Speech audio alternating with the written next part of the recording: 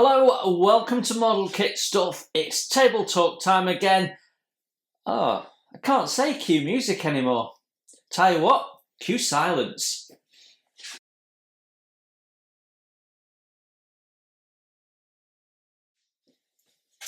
Hello, welcome to Model Kit Stuff. My name's Jason. Would you believe someone asked me this week on one of my videos, where's the music? I love people. I really love people. The problem is, of course, not everyone watches all the videos and they look at the title and decide what they're going to watch and what they're going to not. So it's quite possible that some people have missed that. But let's start at the beginning. Welcome to my new subscribers. If you've not watched Table Talk before, we do this every week on a Saturday and just catch up with where we've been over the last week, what was happening on the modelling bench, any news and exciting stuff that's going on that affects the channel or I'm interested in and thinking about, which may affect the channel, and what's coming up in the week ahead. So a massive welcome if you're a new subscriber. It's nice to see you. And if you're one of my many long-standing subscribers, nice to see you again. And a massive thank you to you all for the support I've had over the last couple of weeks. It's been phenomenal. And it has made a big difference to the channel. We'll talk a little bit more about that in a minute. Actually, where do we start? Well, possibly we start with why there's no music on the videos. So if you have missed that, I got hit with some claims unjustly, I have to add, for copyright. Now, of course, I would say unjustly because it can't be my fault, but actually it isn't. At the time I took it out, the music was free to use. So I don't know whether it's someone trying it on or someone's genuinely bought it and now owns the copyright, but seems to be convincing YouTube that I'm in the wrong. I don't believe I am. However, it means that I've removed a lot of videos that have been pulling people into the channel recently since Christmas time onwards. So it's a quarter of a year's worth of build diaries. Anyway, so yeah, I'm having to sort that. In fact, I got another one this week, one I'd missed, which is why you saw the HMS Fly video from Christmas pop back up. So if you see any videos popping up that say remastered on it, they're a video that have been previously loaded up and released, but I've had to take the music out, and that's why you've got big gaps of silence, because I no longer have the original video material which had the background sounds in. And so what I'm having to do is just edit all sound out and then load it back up, because the only copy I've got is the one I've taken back from YouTube and downloaded from YouTube. So it's not perfect. So I still have some videos that I'd loaded up which have music on, which is why you're still seeing one or two videos, particularly the Monday and Wednesday videos that have got music on. And you might get one or two of those over the next few weeks, because I've got some loaded up a little bit ahead of where I am. And I have some backup videos which I put in periodically, and they've got music on. But in the main, going forward now, anything new from last week onwards has no music on. So that does give me a bit of a conundrum, and it's what to do with the sections of video that I would traditionally put music on. So let's talk about why I put music on. I don't put music on because I particularly think the videos are enhanced by music.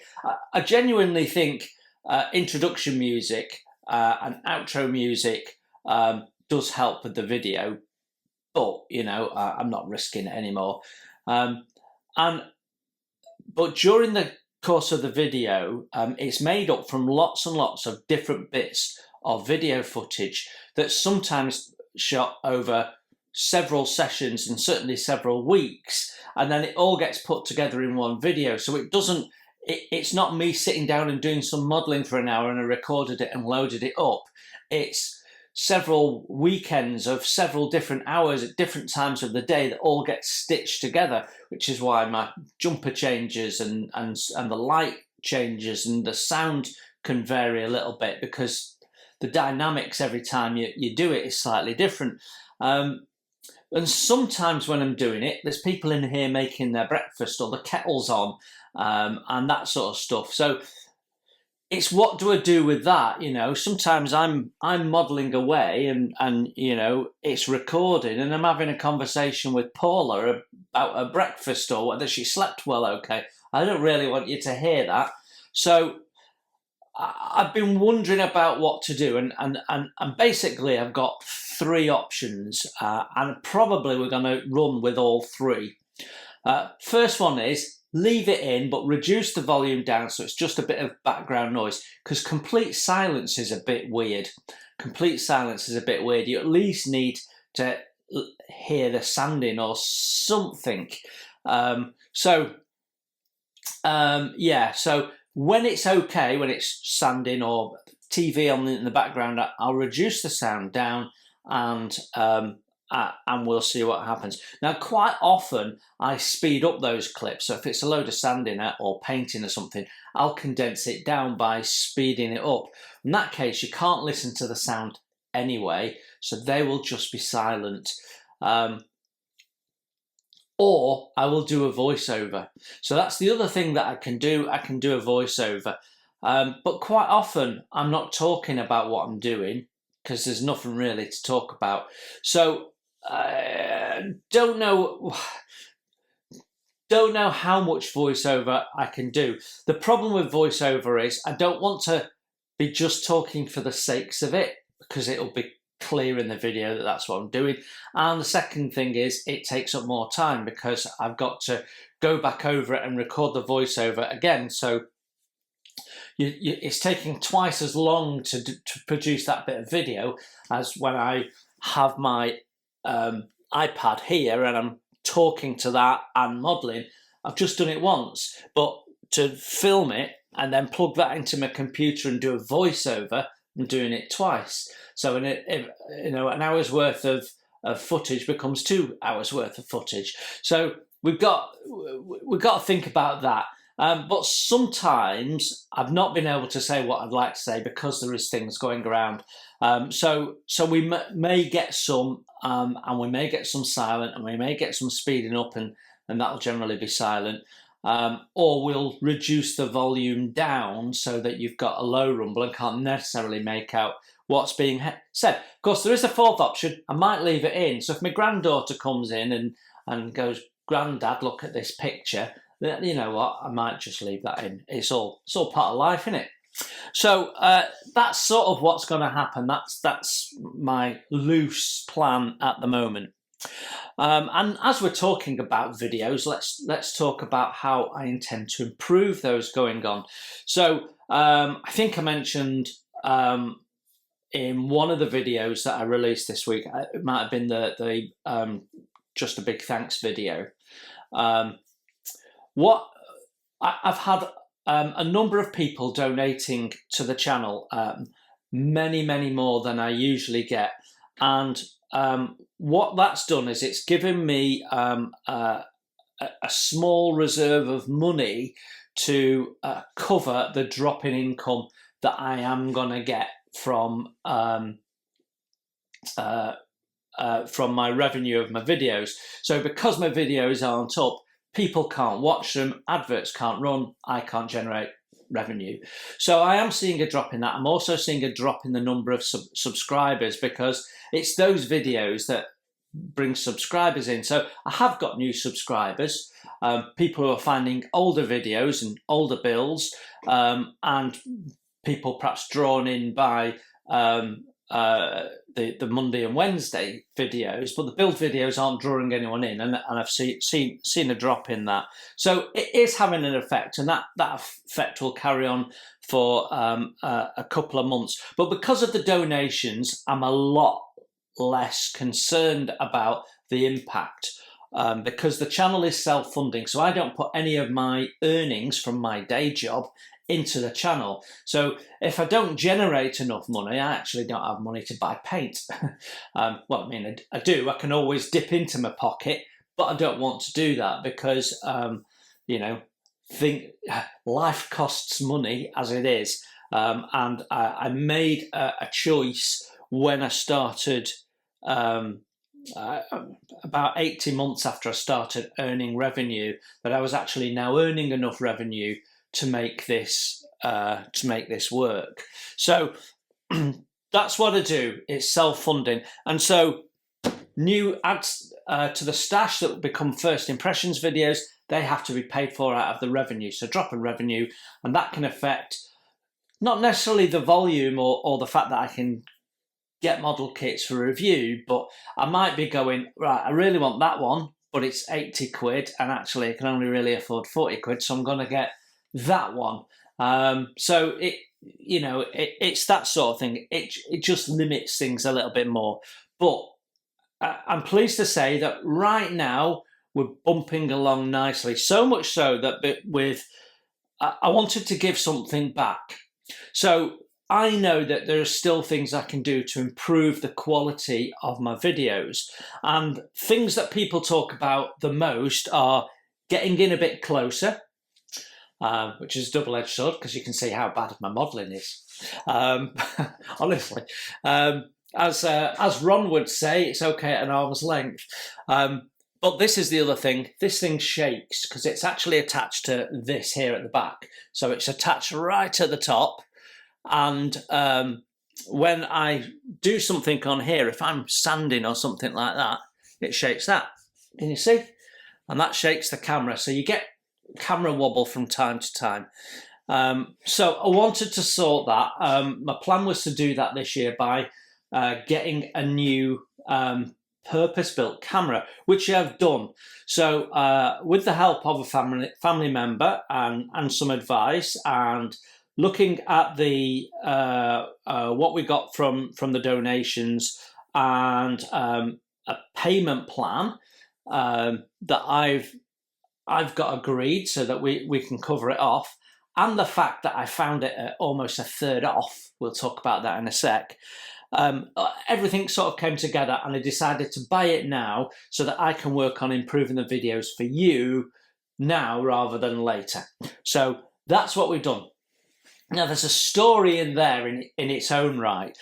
So I bought the camera from somewhere called SLR Hut. Now, in the UK, unless you buy pizza, most shops aren't called Hut. So I thought it sounded a little American, but everything was priced in pounds sterling. And the procurement professional in me, sometimes I'm in the habit of just checking the bottom of the website. So I go to the contact us bit and just have a look what the addresses are and just see, because some websites can be a little misleading, either intentionally or not intentionally. So I like to check that out. Anyway, I forgot to do it with the SLR Hut. I think I probably just got overexcited at the price. So the camera I bought is around about £1,500 in the UK. And plus shipping. And there's one or two sites when you look at them say special offer reduced to £1,500 from £1,600, but everyone's selling it for £1,500, so it's just nonsense really. So cutting through all of that, SLR Hut was standing out because they were selling it at £1,049. So I ordered the camera after, I had a conversation with Paula, we worked it out and said, right, okay, let's do this. So I ordered the camera, and I ordered it on the Saturday, and they don't work Sunday. Sorry, they don't work Saturday, but they work Sunday, which I thought was a bit weird. So they're open Monday to Friday, closed Saturday, then open Sunday. Anyway, I got an email. Thank you for your order, blah, blah, blah, all the information, very professional, all that sort of stuff. So, that's always a relief. And then nothing happened until the back end of Monday. And I was sort of thinking, well, this was in stock, and they've not sent me a message to say we've processed your order or anything like that, which, this is the usual sort of thing that we've all got used to now. So you'll see I'm rubbing my wrist a lot. We'll talk about that in a minute. So I didn't get anything till the Monday night. And on the Monday night, I got a message to say they'd shipped it. I thought, that's a funny time. And they were shipping it by FedEx. I thought, right, okay. So shipping was free. It hadn't cost me anything. So, quids in. So I went and clicked on the tracking that they'd given me and tracked it in FedEx. And it tells you where the parcel is. And it says that the parcel has had its label added. So it's basically at the part where it's departing from. And that's New Jersey. So it's actually in the US. Now, I don't know whether it's a UK company that is a distributor for a larger American operation, but SLR Hook sounds American to me. So it wouldn't surprise me if they're an American company. And if you're in the UK, you see it in pounds sterling and the website defaults to that. But I suspect I've been able to take advantage of a combination of the buying power of SLR Hook, because they have a lot of stuff in there, and they appear to have lots of stock. So if they're buying in large quantities, they're probably negotiating a good price from the manufacturer in the first place. And also the exchange rate between the pound and the US dollar, which is probably on my side as well. Plus it's free shipping. So I haven't have to spend silly money to get it shipped from the States. Bargain, bargain, bargain. So, I've got nearly a third off. So I felt that might not last forever. So that's why we've got it.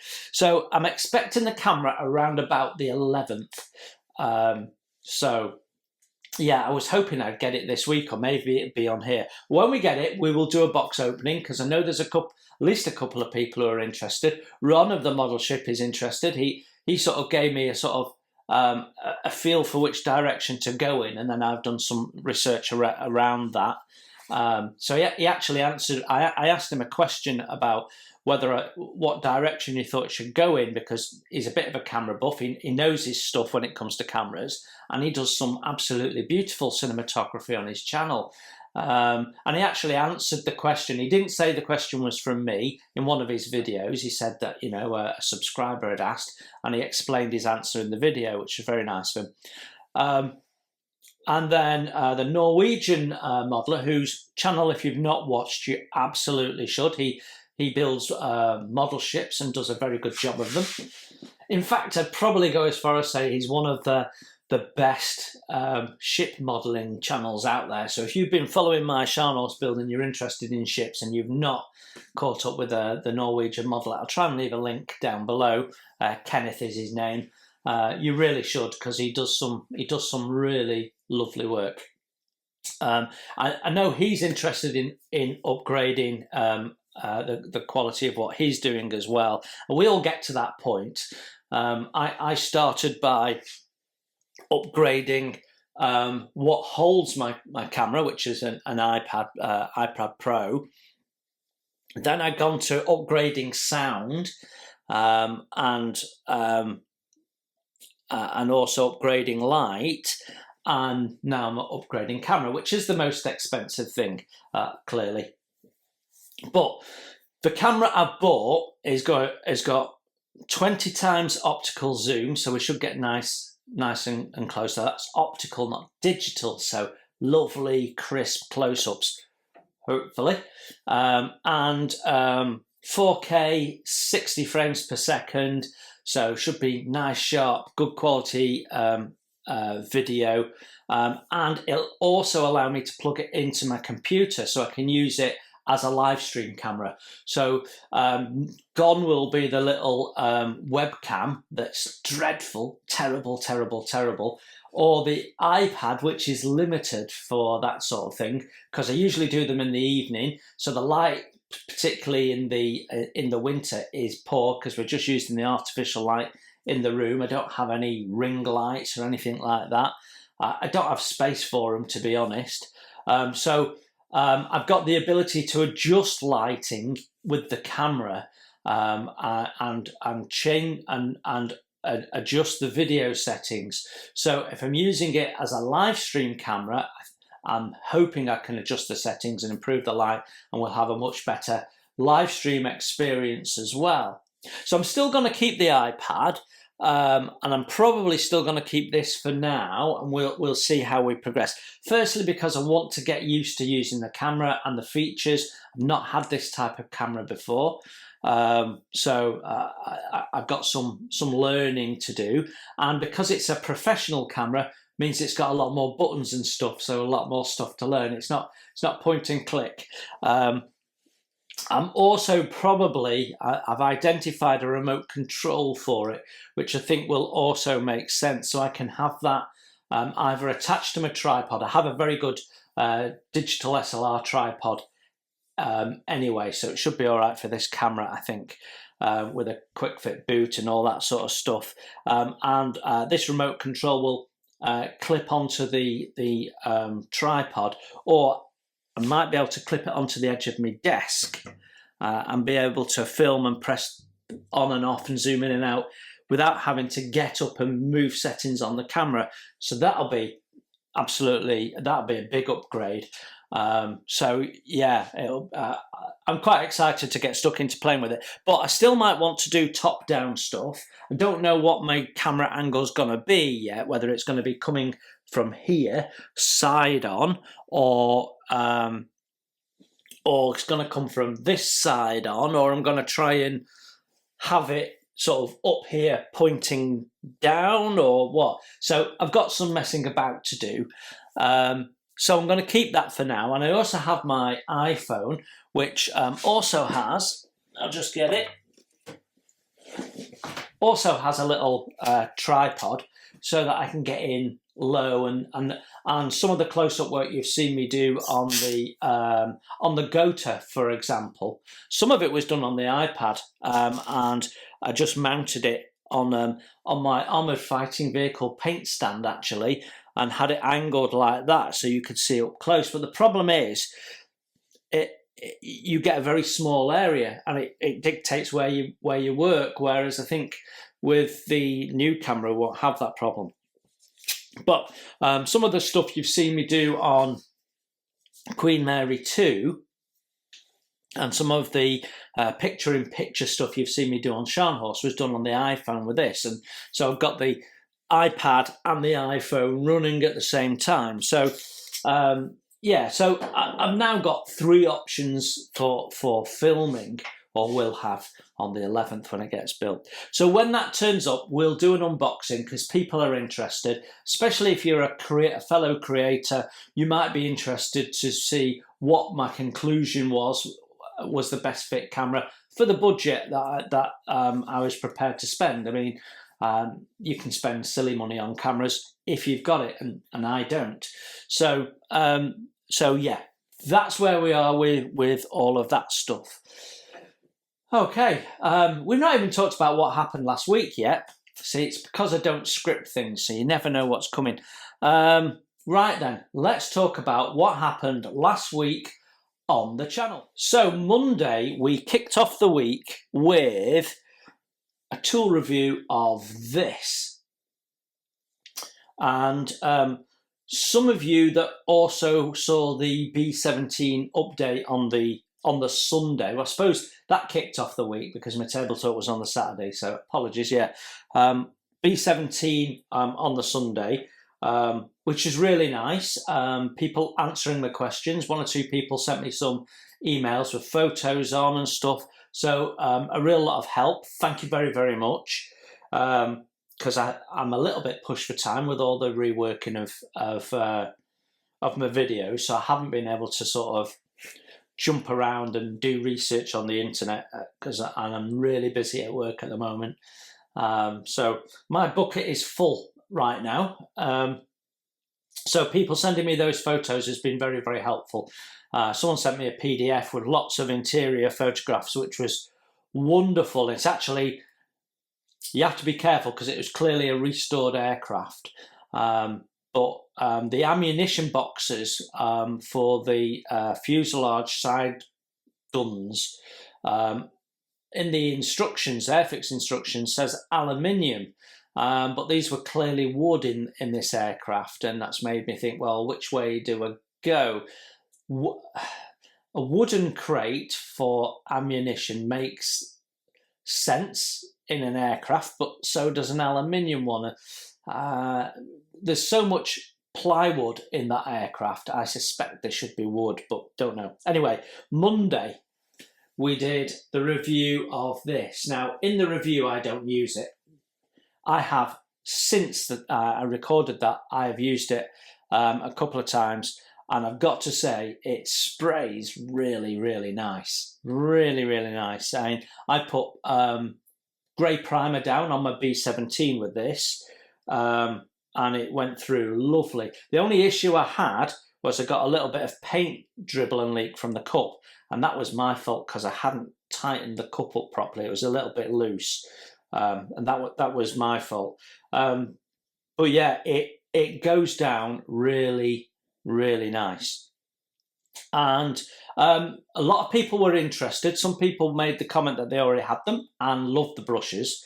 And subsequently, so what Gallery are telling me is they've sold 10, they've made 10 sales off the back of that video. So they're really pleased. In fact, they've shared that on their I think it's their YouTube page or their web page. Can't remember. So they really liked the video. They were pleased with the video, and as a result of that, they are sending me some other stuff to have a look at. One of which I'm really excited about because I was considering buying it anyway.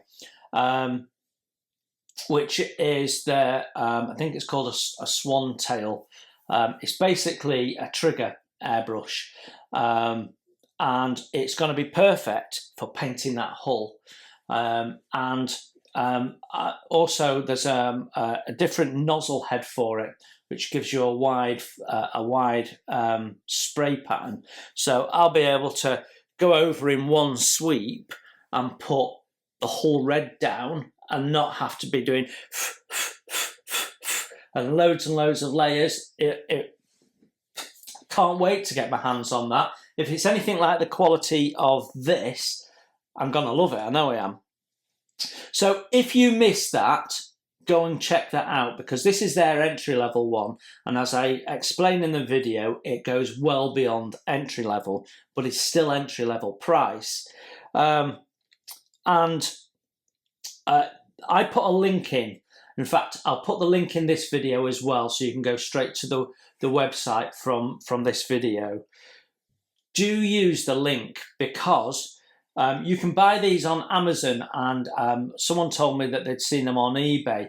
Well, if they're on eBay, they're reselling, and if they're on Amazon, Amazon's a reseller as well. They have to take their cut, as well as whoever's reselling it. So you're likely, I mean, you should always shop around, shouldn't you? But you're likely to get the very best deals buying direct, and my link will take you to the correct website and make sure you get the latest offers. And one or two people you'll see in the comments of that video have said they priced up the website compared to Amazon, and it was beneficial for them to get it through the website. So do use the link, because Gallery know if that link's just for model kit stuff. So if you go through the link, Gallery know the footfall. So we know how many times someone has used that link to go to the website, and they can tell if someone's then gone on to make a purchase. And it's their measure of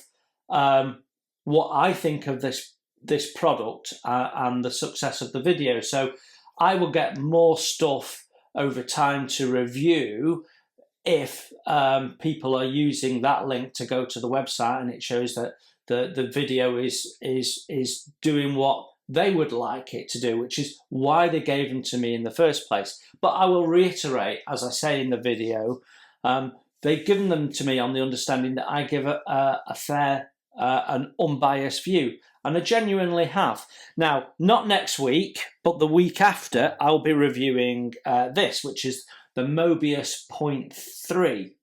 Look how gorgeous that looks. Yeah, look at that. Look at that. It's nice. And I've also used this. In fact, the colours on my B17, all of the colours have been laid down with this brush, and it's an absolute joy. But I do criticise it a little bit in the video. So I have been fair and honest, as I always am. This is my integrity. As someone said during the course of the week on one of my videos, my channel is me. And you're absolutely right. And, you know, this is about my integrity. So I am not gonna, because they've given it to me for free to review, I am not gonna go, oh yeah, it's amazing, if actually it's a pile of junk. I'll be honest with you, and I will say, well, actually, they should do this, and actually it's a little bit heavier than some of its competitors. I'll be honest, but I can tell you now, the pros massively outweigh the cons, and I absolutely enjoy. In fact, in the video, I compare it to my Infinity CL Plus. Honestly, you'll be looking forward to that. So if you're in the market for upgrading your airbrush, whatever airbrush you've got, don't do anything until you see the video on this. Now, while we're talking airbrushes, I know I'm digressing, sorry, you'll just have to bear with me. While we're talking airbrushes, it makes sense to talk about my new season of videos focusing on airbrushing. And what the aim is to take someone who's never touched an airbrush before and knows nothing about it, get them through the process to the point where they can, with confidence, pick up an airbrush, spray paint on a model, be happy with it, clean the airbrush with confidence, and feel like they know what they're doing. I'm not promising to make you the airbrush artist of 2024, because quite frankly, I'm competent, I am not an expert. And there are still things that I find challenging to do with the airbrush, like doing very fine miscoats of dust and stuff like that. That's a skill that I'm still building into, but I will teach you everything I know. And I promise you, if you find airbrushing scary, daunting, you dread it, you brush paint rather than airbrush, even though you've got it because, well, it's just a nightmare, promise you I'll get you through that in this series of videos.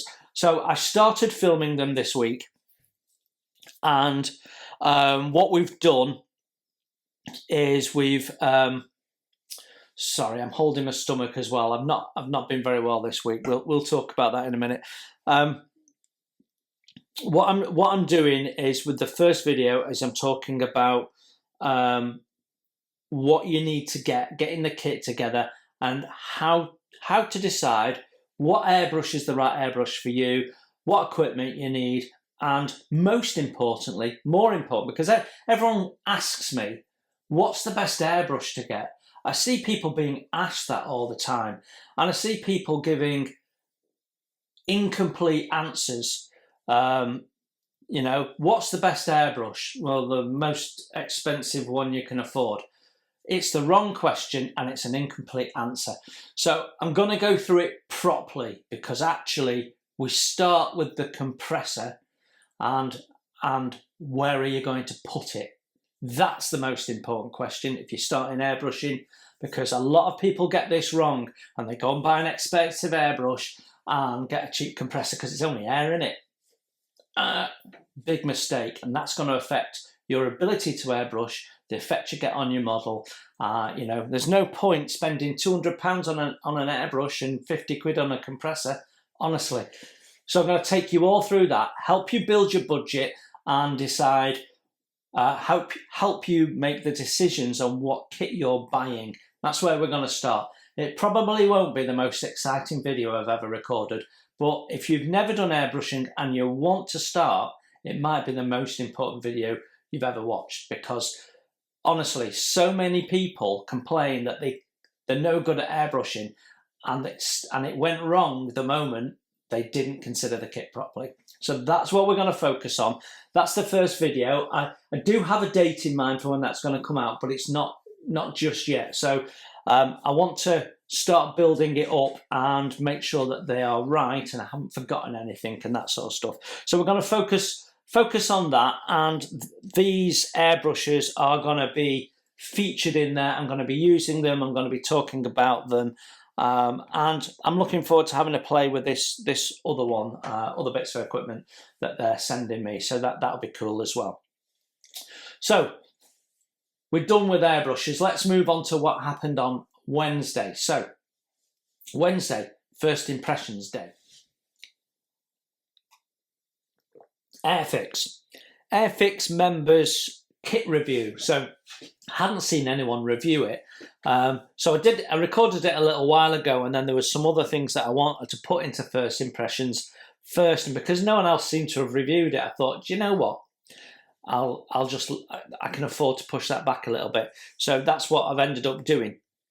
Anyway, the result is that went out finally on Wednesday, and you get two kits in there. So there's a Tempest and a Spitfire, a 2009 Spitfire and 2013 Tempest, as I recall off the top of my head.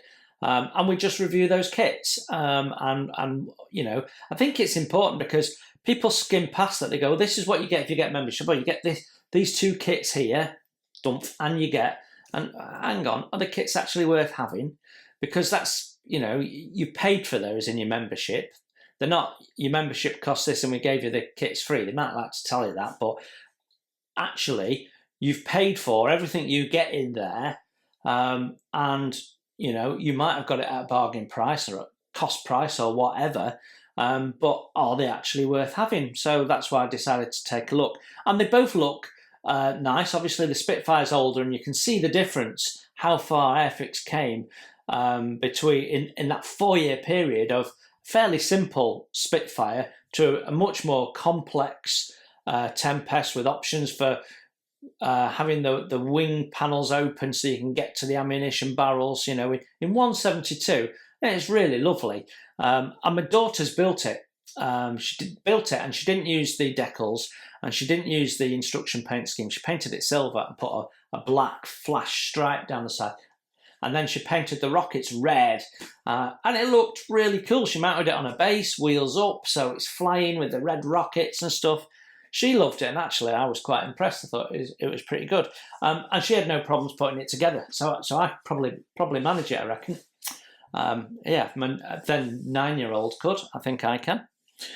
So that's what we did Wednesday, and then that got us to the build on Friday night, which was it Scharnhorst? Yes, it was. It was Scharnhorst number 7, I think. I'm not checking my information here, so I could be wrong. So you will have seen that last night. For me, that's not gone out yet. And yeah.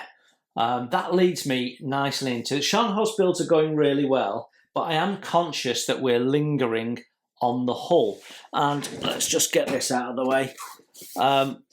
It was my weekend to work on the Scharnhorst this weekend, and it was a bit busy this weekend, one thing and another, and my daughter needing a lift in my modelling time on a Sunday. I mean, I almost said, yeah, and don't come back, but you know, we'll let it slide this time. Yeah, so Sunday I was working on this, and what we were adding were the hand irons, the wriggles, and rivets. I've got rivets on there. Yeah. I will take a photograph, and if I remember, I'll put it in, and if not, well, you missed that, didn't you?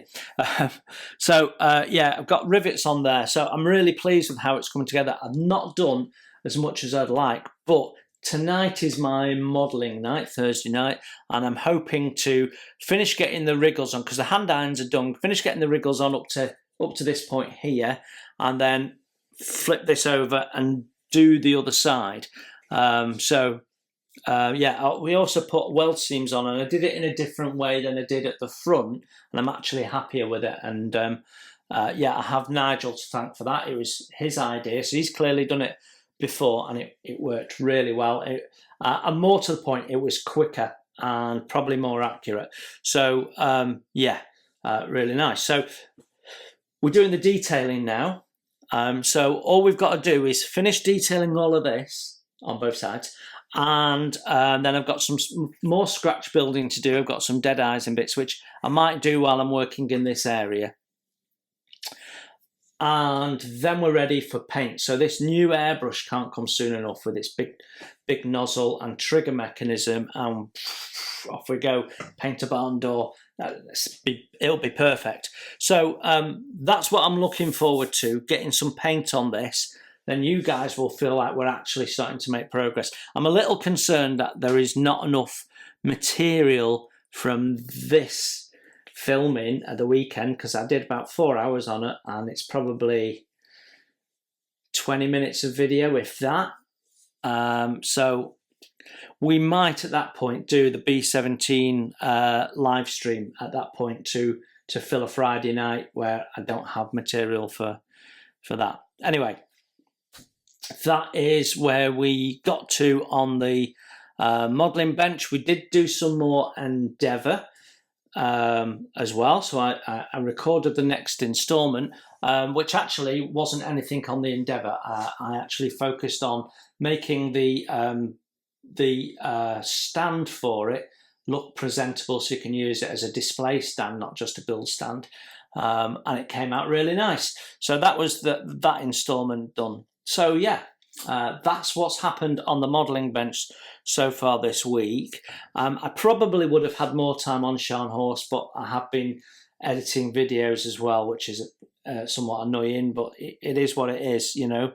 I need to get all those videos back up for continuity, as none of those builds are finished, although the Beaufort will be should be the next video next Saturday should be the last one. So let's talk about what's coming up, as I sort of already alluded to that, shall we? So next week is a busy week, and we seem to be busy week, quiet week on the videos, and I need to think about it. So let's talk about what's coming up, and then we can talk about that. So Monday coming up is part 4 of 5 videos looking at the range of Infinity sanders. So we're doing the spongy ones, which you can just see there. I'm doing the spongy ones next. So that's Monday. I know quite a few of you have been enjoying those, finding those interesting. People have got the flory sanders, and they know that ultimately they're going to run out one day, and then they'll need replacements and that sort of stuff. So people have been quite interested. I've got to say, I generally find that the Infinity ones are really great, and whilst they're still making them, I'm going to still buy them. So we've got that. Then on Tuesday, you'll have Endeavour Part 9, which has been reworked into the new format. So I had recorded it, I had loaded it up, but it hadn't gone out, obviously. So I've then, that was still in my editing suite. So I've been able to edit that up, and that's back up with no music, different format, no titles, because titles are a bit odd with no music. Although for the B17 group build, I kept some of the titles in because I just felt like that's what I want to say. So anyway, Endeavour 9 on Tuesday, and I think are we starting with the cabin? I think we're starting with the main cabin. Then on Wednesday we have a first impressions that is sci-fi related. Now, I know there's a good 43% of you or so who are pricking your ears up now. So I've done this before, but in a slightly different way. To say thank you for all the support and all the kind words, and in support of the fact that I want to do something different. My theme this year on the channel is doing something different. I thought I'd give you some options, because when I finish building the B17, I'm going to build that tempo. And the more I think about it, the more I want to put it on a little display stand and weather it and turn it into a little presentation that, you know, if I wanted to take to Telford and put in a competition, I could. I probably won't. And I don't like entering competitions because, I don't need the pressure, and I don't need people judging my work. I do this for fun, not to be silly about it. But that's what I'd like to do. I'd like to try and really go to town on it because it's only a little model kit. So let's really bring it to life and weather it, and maybe end of war Berlin 45 distress it type of thing, abandoned and what have you. That's sort of where I'm at. You know, can I give it a flat tire and modify it? That sort of thing. Just play around with it and have some fun with it. And you can do that with cheap little kits. You know, you can have some proper fun with it. So I put out a little survey. What are people interested in? So do you want me to build another aeroplane? Do you want me to do a figure? Do you want me to do a vehicle? Or do you want me to do something sci-fi? And overwhelmingly, you want me to do something sci-fi. What you don't know is that I'm going to give you another survey. I'm going to leave it yet and just see how it settles. What you don't know, though, is I'm going to give you another survey, and that's going to allow you to pick what we do in that sci-fi realm. Now, a number of people mentioned Enterprise. I think people are aware, because I've done a first impressions on it, that I have the Revell Technic 1, which has lights and sound from the original series. So if I was going to build Enterprise, it would be that one, because I've got it in the stash. I think it's about 4 parts. There's not much to it. It's a very simple kit. And I don't know how accurate it is, but I've actually got some resin aftermarket, so I can turn it into the Pilot series version. I think the main difference is it has, on the front of the engine nacelles where you've got the rotary red light, it has a little thing that sticks out the front, like a little proboscis, an aerial that sticks out the front. And I have those in resin. So we could put those on just for a bit of fun, but they're not in the original series, so they're never seen again after the pilot episode. So I think, so whether I put them on or not, I don't know. So that's an option, but I've got some other options, and not all of them are spaceships. So we will see. But you know, early days. If you don't want to see sci-fi, and in fairness, more people don't than do, even though sci-fi is winning overall, then you need to go into my community page and join in on that vote and vote for what you'd like to see next. Interesting. The popularity of sci-fi has taken me by storm, but as someone pointed out, they've never seen me build sci-fi on the channel, and that would definitely be something new. So, I'm easy. Everything in my stash I intend to build, well, except for the ones I've been selling.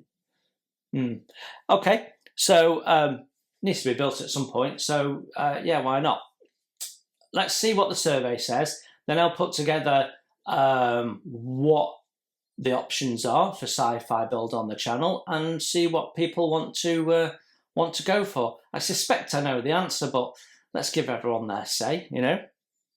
It's not a democracy, it's my channel, but I'll let you have a say. And then following that is Beaufort 8, and I've got to be honest, with all the messing around with videos, I have not edited it yet.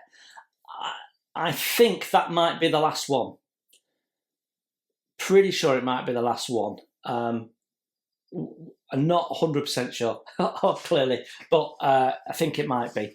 Although I've got sort of 40 odd videos left, I just don't know how long they are and what they contain. So we will see. But that gets you to Friday, and then Saturday we're back on Table Talk. Now, when you look at that week, we have the extra video on the Tuesday with Endeavour, and then on the Sunday we'd have the update for the B17, whereas there isn't one tomorrow, because I'm only going to do an update every other week when it's been the weekend of building the B17. So this weekend coming, I'll be working on the B17 again, and we'll be building up the interior and putting it into the fuselage is the plan for the weekend. So that then gets me to a point where I've got every other week or 2 more videos than the previous week. So I might balance it out and either skip a week with Endeavour, which could be helpful, or skip a week with the B17. But it sort of makes sense when I've got the B17 on the desk and I'm sort of finished doing what I'm doing to then film the update, because it's all fresh in my head, the stuff's all on the desk. So I think that's what I'll do. So this weekend I work on the B17. That Sunday we'll have a B17. I'm still going to let the Endeavour run on Tuesday, but the following Endeavour, it might be 3 weeks' time, or I might bring one forward and do one next week and then do them every 2 weeks, because I've got 3 or 4 videos ready to go, so might well do that. We might have an extra video next week, just so that we have a little bit of a balance. Balance is important in life, I believe. Right then, okay. We've not talked about that. Shall we talk about my stash ad? Well, it's from Airfix. Airfix might have been the back end of January. I suspect it was. I don't quite remember, but they did a 40% off for Airfix members. And I'm an Airfix member, as I think you all know. And what they basically do is they go, well, January's a slow month because everyone's penniless after Christmas. So let's knock 40% off and make people get even more into debt. As long as we sell kits, who cares? That's probably a version of the conversation that happens. January's quiet, so let's try and stimulate some sales. 40% off. It worked because I couldn't ignore it. So I bought this, which is ultimately an Academy kit. I have had a look in it. In fact, I've filmed the first impressions, and it's really, really, really nice. Although, I don't know whether it's just missing from mine or the interpretation of the wording is wrong or whatever, but it says on here, special features include photo etch parts, which it has, and flexible tracks. Now, in one of the others, I think it was the Panzer 2, was it? Or Panzer 1, I can't remember. That had Lincoln length tracks and rubber tracks, flexible tracks. This just has Lincoln length in it, so I don't know whether my flexible tracks are missing and they should be in there, or they mean Lincoln length when they say flexible tracks. Don't know. Anyway, that's how I came to get that. So I bought that in the January, and I'm lucky because a lot of people get paid at the end of the month, and January is a long month. And I know quite a lot of companies pay early in December to help people out. It doesn't help people out. It makes it worse because the period between getting paid early in December and at the end of January is even bigger. So people get really impoverished and they're digging the turkey bones out of the bin to make soup, and that's sort of where people get to. Well, those people that don't budget, at least. So I understand the pressure. I'm lucky. I get paid mid-month, so it doesn't make any difference to me. I don't get paid early because I get paid mid-month, so the length of the month doesn't make any difference to me. So that's really handy. Although in a previous company, we got paid early in December, a week early. Then they paid you early in January, so you didn't feel the pressure of the extended month. And then they paid you early in February, but because February is a short month, it made no difference to the payroll, only a day or two. So it made no difference to the cash in the company, the cash flow, and people weren't under pressure and then we're back to normal. So that's a good way of doing it, actually, but I prefer getting paid mid-month. So it means that when everyone's rushing out on payday, I'm already past that bit, and I'm already starting to think about my budget by that point. But yeah, so January came along and I bought that. It's a nice kit. We've done the first impressions, so that's another one for the first impressions bank for this year. I'm trying to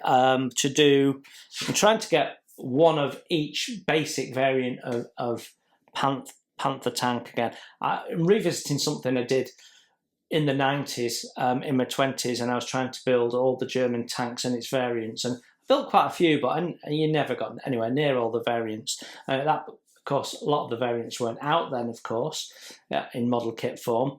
But yeah, so, you know, Panther, and I had a Panther 2 and Tiger, King Tiger, and 1, 2, 3, and 4 Panzers, and so on. So I'm sort of trying to do that. We've built the Tiger 1. I've got a Panzer 1. I've got a Panzer 3. We've got the Mini Art Panzer 4. I've got Mini Art Stug. I've got King Tiger with, they call it the Porsche turret, which is completely wrong. It's a Porsche design turret. All the turrets were built by Henschel. Yeah. I've got one of those, which is tack-on one with full interior. It's a beautiful, beautiful model. I haven't first impression that, because I've actually started it. I've glued about 3 pieces together. So officially it's a shelf queen. But I could first impression it, I suppose. Though it wouldn't be first impressions. We'd have to call it something else. Visiting a shelf queen or something. Don't know. Yeah. Okay, so that's my stash ads, that's airbrushing, that's what's coming up. I think that might be it for this week. I'm going to switch the camera off and have a quick think, because I tend to forget things. Well, I did say I'd talk to you about my hand and my stomach. So yeah, I just had a pretty rubbishy week this week. I felt very off colour. I've been quite ill in the middle of the week. I was really in a position where I felt like didn't really want to get out of bed or do anything or eat or anything. So I have a hernia, and I don't know. We're still pushing the doctors to investigate. I don't know whether the hernia is causing me lots of problems or I've got another problem. But if you remember, around about this time last year, I took a break from the channel for 2 or 3 weeks while I got myself sorted out, because I was really quite poorly. And it's the same thing. So I'm not as bad as I was last year, but I've been really struggling with it again. And I don't know whether it's the eating whole foods and there's just a higher acidity level in eating fresh vegetables and fruit, although I am avoiding everything you're supposed to avoid if you've got hiatus hernia. So I don't know. I don't know. I've got an appointment with the doctor next week, and hopefully we will at least push that forward a little bit. I want to be referred back to the hospital for them to have another look at it, to be honest, is where I am. So it could be all the stress of the last couple of weeks has agitated things. It certainly wouldn't have helped. But my job is extremely stressful at the moment. Very, very stressful. Yeah, so all of these things have combined, but my stomach is absolutely ploughing me. And it may be that I'm not, I'm more stressed because my stomach is on top of the how busy I am, and therefore I cope less because my stomach's a big distraction. But it is certainly a major issue that's not going away, and it has all sorts of effects on me. And I've not felt particularly well this week, and I go up and down, and generally a bit better in the morning. So most of what you've just been watching was recorded this morning. This I've recorded later on because I needed to take a break because I had I started feeling quite poorly again, and I'm sort of through that a little bit, but it goes up and down. And then my wrist, I'm a bit concerned I might be getting a frozen shoulder again. So I've had a frozen shoulder twice, one on each side. Apparently that's quite common. If you get it on one side, you then get it on the other. So had it there first, 5 years ago, and then about 2 years ago I got it again there. And when this one went, it started in my wrist. It started in my hand and my wrist. And I thought it was like my seating position, and then it sort of, my arm would ache, and then but actually it was my shoulder. So I'm hoping I'm not getting one. I've got some exercise bands, these things here, and I'm doing all sorts of exercises that I learned from the physio when I had frozen shoulder before, to try and exercise it out if it is that. So we will see, but fortunately it's not my painting hand, so all good. So yeah, okay, that is it. That's where I'm up to. Yeah, thanks very much for supporting the channel. Thanks for all the kind words. Thank you to everybody that is going in and hitting like on the videos that say remastered. It does masses of help to get those videos back under people's noses where they belong. So I'm grateful to all of you for helping out. It's tiny little things that make such a difference to the channel, and you're all heroes and helping the channel, and I love you all for it. So thank you very much. You enjoy your modelling, especially your B17 builds, and I will be back with my update next week. And until then, have a great week, and bye for now. Hi, and thanks for watching. You can support the channel by hitting the like button, and if you haven't subscribed, please consider the subscribe button and the notifications bell so you don't miss any content that I put out. Model Kit Stuff is a self-funded channel, and I don't do membership or Patreon or buy me a coffee. So if you'd like to further donate to the channel and ensure the cameras keep rolling and the content keeps coming, then you can consider making a donation through my PayPal. You will find a link to that in the text below. You enjoy your modelling, and I'll see you soon.